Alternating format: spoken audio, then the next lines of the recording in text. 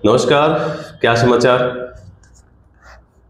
नया समाचार ये है कि एक किताब लेके आए हैं हम, जिसको लिखा है डॉक्टर पूबी करम्बेलकर जी ने।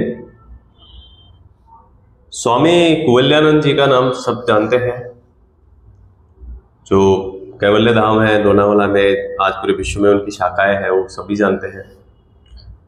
लेकिन डॉक्टर साहब के बारे में बहुत ही कम लोग जानते हैं। वो वहाँ पे एक पिल्लर रह चुके हैं, जो साइंटिफिक पिल्लर था उस संस्था के लिए। पिल्लर का काम डॉक्टर साहब ने किया था। तो वो ऐसे तो ग्वालियर में थे, एक अस्पताल में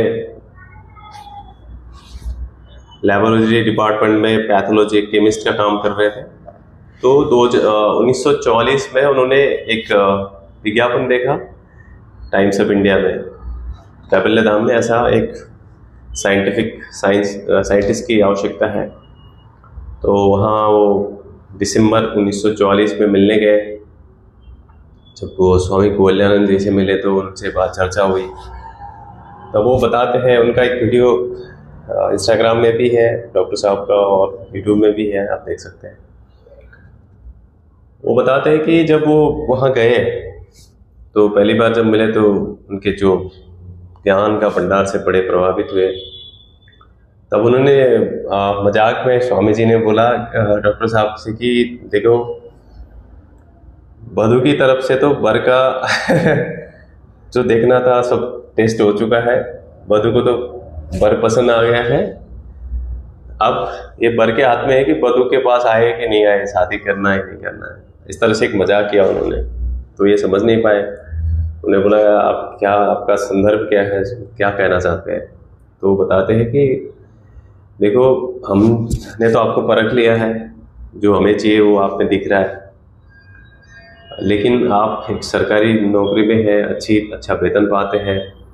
यहाँ पे हम बहुत ही छोटा एक मिनिमम आपको वेजेस दे सकते हैं। तो आप देख लो, सोच लो, समझ लो कैसे करोगे। तब वो डॉक्टर साहब बताते हैं कि उस समय जो वो ऑफर कर रहे थे, जो उन्होंने प्रस्ताव रखा था, उससे 3 गुना ज़्यादा उनकी वहाँ पे अस्पताल में सैलरी थी हॉस्पिटल में। फिर भी 16 मार्च 1945 को वो ज्वाइन करते हैं संस्था को।